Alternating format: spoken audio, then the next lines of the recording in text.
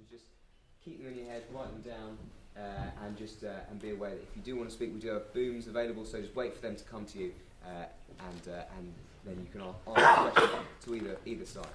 Now, the proposition for today is this House proposes a legal regulated market for distribution of cannabis. It was cannabis, I think. Yes. It says cannabis. Yeah. This House proposes a legal regulated market for cannabis having its own.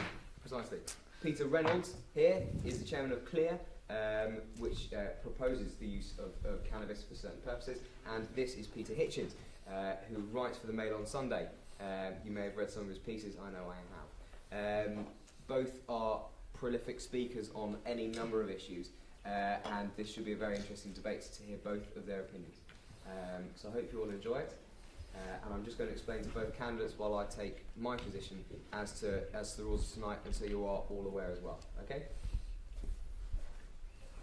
Okay, gentlemen, you'll both be given 10 minutes to speak at first. Peter Reynolds will be going first, and Peter Hitchens you'll be going second. I'm going to indicate your time remaining with a series of knocks.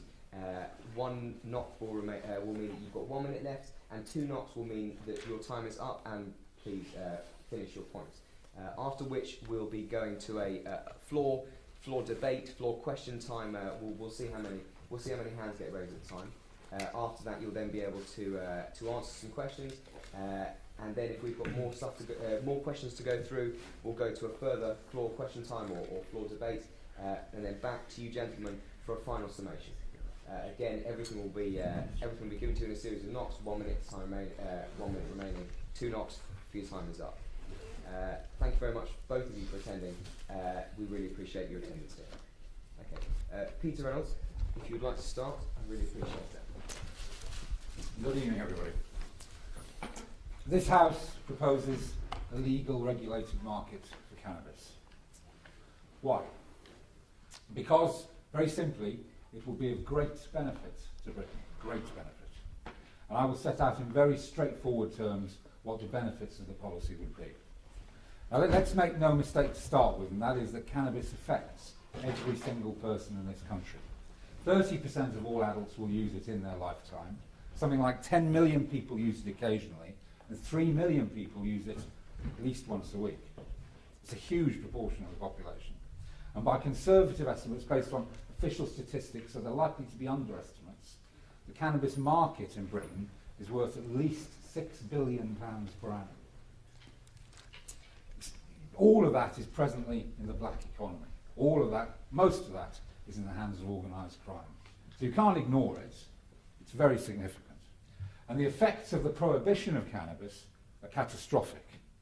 They result in entirely unnecessary harms to children, to the vulnerable, to the sick and disabled, to communities, to landlords, to electricity suppliers, to police officers.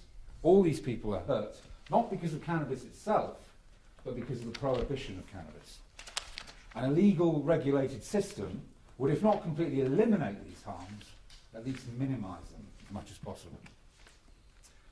So as I said, that list of those people who are affected by the prohibition of cannabis wasn't exhaustive. There are many more affected by what is, when you think about it, a deeply immoral, corrupt and futile policy. Amongst those people are actually people who oppose the legal regulation of cannabis. Politicians like Charles Walker, Charles Cocaine for Kids Walker, we have to call him these days. He believes that cocaine is safer for children to use than cannabis. He said so in the House of Commons. Nadine Dorries, journalists, present company accepted, like Melanie Phillips, Simon Heffer, Kathy Gingell, and the rabid anti-cannabis campaigners like Mary Brett, Deborah Bell and David Reynolds. For these people, in their prejudice, or perhaps it's really fear, they stoop to the most dreadful depths. It robs them of their integrity. They exhibit prejudice and discrimination that if it was aimed at somebody who was black or gay or disabled, they'd find themselves up in court on a charge. Cannabis users are subject to the most disgusting abuse. I do predict, with confidence, that in years to come, it will be as politically incorrect to assault somebody verbally for their cannabis use as it is now to attack somebody for being black, gay or disabled. So believe me, we are on the same path as the suffragettes, as the gay rights movement. We are on the path of freedom, truth, and justice. So my objective today is to win this debate, is to win the most votes. But with great respect to Peter, I'm confident of that. I was talking with somebody previously, they said good luck for the debate, and I said, well, to be honest, there's no arrogance in this, because my argument, it's not my argument, the argument is so strong, so powerful, that however poorly I put it across, it's undefeatable. So, I've actually set myself a higher objective. Simply to win this debate, I believe, is not an objective that I find challenging. There's nothing more valuable to any cause than a convert. A new convert, full of zeal, enthusiasm from the insight they've only just understood. So, ladies and gentlemen, my personal goal for this evening is to bring Mr. Hitchens on the side. God loves a sinner, and our arms are open wide to welcome you. I'm not expecting you to pop outside and share a little spliff with me afterwards, because this is the point. A legal, regulated market for cannabis will benefit everybody, whether or not they use cannabis, whether or not they're even interested in using cannabis. So why? I will give you 4 reasons. These are the four pillars of my argument. Number 1, cannabis is one of God's greatest gifts. We know for at least 5,000 years that mankind has used cannabis safely and effectively. And we can talk about clinical trials or tests or research or studies or whatever you want, but let me tell you, 5,000 years is a hell of a long time. If there was some sort of problem with it, or they didn't do something that people regarded as beneficial, then I think the human species would have learned by now to put it aside. So I mean that is the greatest possible. Many of you must know. There's traces of cannabis found in most of the Egyptian tombs. 2,500 years ago, I think, is the 2,500 years BC rather, is the earliest archaeological find. But archaeological graduates here can probably give you more information if you need it. So cannabis is one of God's greatest gifts, and it should be freely available to all adults for medicinal purposes, as well as recreational, spiritual, creative, or whatever the words you want to put on it. So my second reason is the legal regulated market will massively reduce all the harms associated with cannabis. That's the harms I talked about earlier, the harms of prohibition, but there are harms of cannabis itself. It's a psychoactive substance. It would be stupid to pretend that there are not. Third reason, a legal regulated market will protect children and the vulnerable and those who choose to use cannabis and everybody else. And the fourth reason, and perhaps what I would hope in this day and age might be one of the most convincing reasons, is that we last month published a report from an independent organisation called the Independent Drug Monitoring Unit. Their biggest customer is the Crown Prosecution Service, so they're certainly not biased in our favour as well. We published a report by them which shows, based on official government statistics, that a legal tax and regulate system for cannabis could produce a net gain to the UK economy of up to £12 billion per annum. And that's 4 times the international aid budget. It's a colossal amount of money. And all that money at the moment is in the black economy. All that money at the moment is in the hands of organised crime.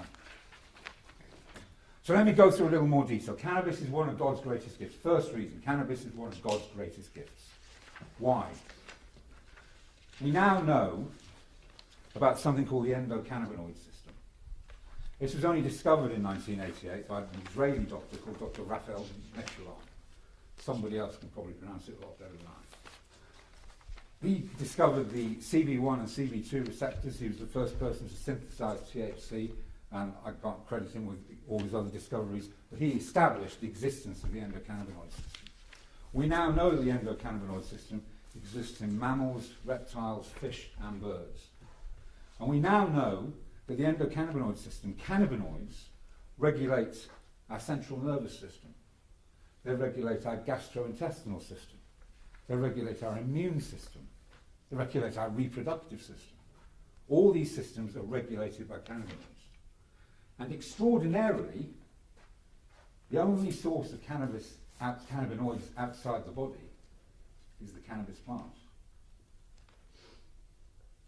So it's an extraordinary fact. This is why, I believe, it's not a question of belief, I think the evidence shows, this is why mankind has continued to use it for at least 5,000 years, has a natural affinity with our body's chemistry. The two principal cannabinoids in the two active, most well-known cannabinoids in cannabis, THC and CBD, are directly matched by chemical equivalents in the body, endocannabinoids. THC is directly matched with a substance called anandamide, and CBD is directly matched with a substance called 2-AG. They're chemically identical. So this is why people claim that cannabis is almost a panacea in medicinal terms, because it affects all these different aspects of the body.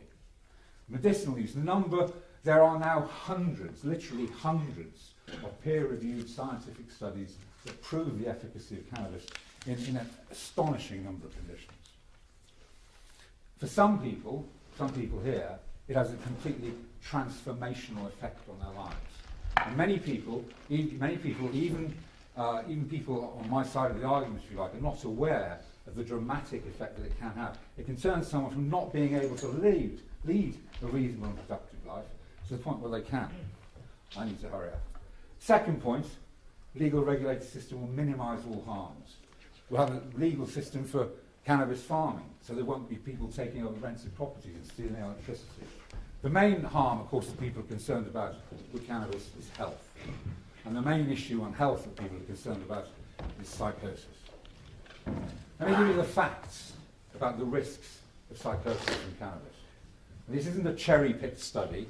In fact, it's exactly the opposite. It's exactly the opposite. It's if you like, an average of all published studies on the subject. The reference is Hickman et al., includes Professor Glyn Lewis and Dr. Stanley Zammit from Bristol and Cardiff. And they demonstrated that if cannabis does cause psychosis, and there's no proof that it does at all, there's no evidence, no convincing evidence of causality. If it does, then the risk is at worst 0.013%, and is more like 0.003%. So in other words, in order to prevent one incidence of psychosis, you'd have to stop at least 7,500 people ever smoking cannabis in their lives. And it's probably more like at least 30,000 people. Now that, in proportion to almost any other substance you care to mention, even foodstuffs, means that the risk is very small. The risk exists, but the risk is very small. Third important point was that the regulated market will protect children. There is no doubt that if cannabis is harmful to anyone, it's in the developing brain. The developing brain exhibits a property called plasticity, whereby it's very easily modified and changed by what happens to it. Not just necessarily substances that you take in, but by life experiences. And until the brain has stopped developing, and plasticity is settled, anything that you do can be damaging. So cannabis needs to be kept out of the hands of children.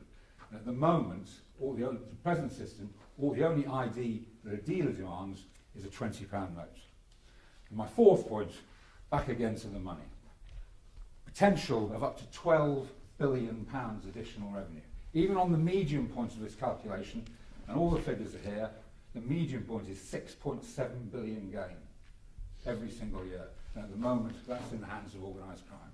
So those are my four reasons. Cannabis is a good thing. The benefits it offers are inestimable. It will minimise all harms, will protect users in all of society, and a massive new source of tax income. Thank you.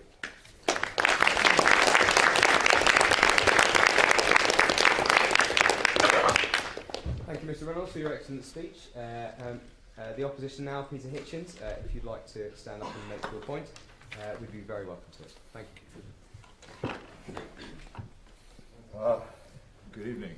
Peter Hitchens, columnist of the Mail on Sunday, all-round bad person, spokesman for every evil cause on the planet, and this evening spokesman against cannabis, that sainted, wonderful, God-given benefit to mankind. Now, I don't actually